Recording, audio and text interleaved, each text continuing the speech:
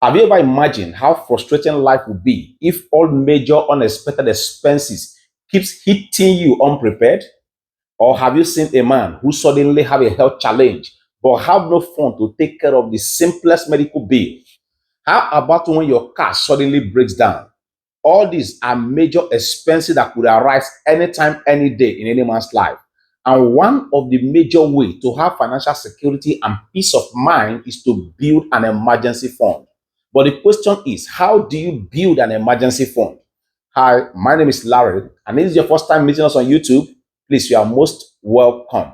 In this channel, we talk about finance, we talk about entrepreneurship, sales, and marketing. If these are the kind of content you like to see, please do well to hit that subscribe button, hit the notification bell so that you don't have to miss any of our video. And to our returning subscribers, kudos to you guys. If you like this our video in any way, please do well to give it a thumbs up because it means a lot to us. Now, let's dive deep into detail. As an economist who have been researching on money and finance for the past 1 decade of my life, I have discovered that the only way anyone can handle sudden financial challenges as mentioned above is to build an emergency fund. That is why in this video, I'm going to give us 9 practical ways through which you can build emergency fund and gain financial stability. It's important to know that building emergency fund is the way through which you can achieve financial peace. Imagine if handling those major expenses is no longer a problem to you. Now, to get this done, the number one step you're going to take is to set a goal. Often at times, when you talk about goal setting, people get confused. Now, in this case, setting a goal simply means for you to determine the amount that you intend to use to start building your emergency fund. How much do you intend to have as your emergency fund? To guide you on this, the common recommendation is to save up to 3 to 6 months of your living expenses. That is, calculate every of your spending, including your rent, your groceries, your utility, your transportation, everything you spend within the month, and multiply by the number of months you want, if it is 3 months or 6 months. At first, this may look like a very high mountain that you want to cross, but you can start small and plan to increase it as time progresses. It all depends on your current income level. You can start with as low as $300, $500, or $1,000 and plan to increase it as time goes on. Number 2, create a budget. The reality is that the reason why many people are confused about their finances is because they don't have a running budget. Now, it's important that you track your income and expenses, which will help you to have a proper understanding of where your money is going each month. To so many people, it appears to them as if their money is disappearing. And one of the major reasons for this is because they don't have spending accountability. To be on track, you need to use a budgeting app. Use a tracker to track your expenses. Tracking your expenses will help you to identify areas to cut back.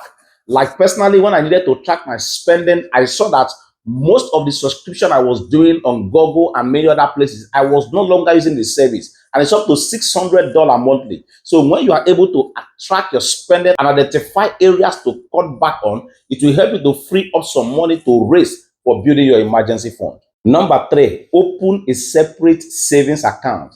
Now, it's important that you choose the right account for your emergency fund, preferably a high yield savings account or money market account. The money market account offers better interest rate than the normal savings account, and you can open that with any bank. Ensure it's separate from your regular account so you won't be tempted to go and put hand into it. But one major thing you should consider is accessibility. Make sure you can access the fund quickly in case of any emergency, but not so easily accessible so that you won't be tempted to use it in the case of non-emergencies. Number 4, to easily build emergency fund or automate your saving. And this is very important. It is important that you set automatic transfer. Arrange that a portion of your income should be automatically transferred to your savings account that you are using to build up your emergency fund. And this will bring ease in saving. It will make it more convenient. Even if you start small, the plan is to increase even as your income increases. Number 5, to build emergency fund, make saving a priority. Treat it as payment of bill. Consider your emergency fund saving as a non-negotiable expenses, just like payment of rent and utilities. You know, one of the poor people's major bad money habit is paying themselves last. And to overcome this, you need to treat it the opposite way by paying yourself first, as just recommended. Meaning, once you just receive your income, you have to reserve 10% of that your income going straight into your emergency fund. Once you treat this as urgent as it ought to be, you see that before you know what's happening, your emergency fund is guaranteed to grow. And you have to stay committed to it and always remind yourself the importance of having an emergency fund, the peace of mind it brings, and the financial stability is going to grant you.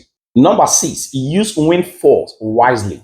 By windfall, we simply means some free money gift or special money bonuses that comes to you. Now, consider putting a portion of it or all of them into your emergency fund building. It's going to help you to boost your emergency fund. Number 7, monitor and adjust. It's very important that you review your progress. Regularly check your savings and adjust your contribution if necessary. Celebrate milestone. Now you can reassess your goal when your income improves. Very important. Number 8, very crucial point to note, avoid using the funds for non-emergencies. Now, to achieve this, clearly define what emergency means to you. It could be medical bill, it could be sorting your car maintenance, it could be loss of job. Make sure that you don't use this fund outside those emergencies defined. And when you use the fund for any of those emergencies, always remember to replenish after use. Very, very important to note. Make sure you replenish after use. If not, you will think you have an emergency fund, but you've forgotten that you have spent it in the last emergency that arose. And lastly, number 9, stay informed and updated. It's very important that you educate yourself on personal finance by reading books and articles to improve your financial literacy and also to find a new strategies for saving.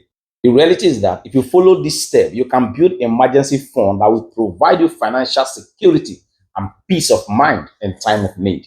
If you like this video in any way, please don't forget to hit the subscribe button if you have not subscribed and give us a thumbs up. Thank you for stopping by and hope to see you in our next video. Bye.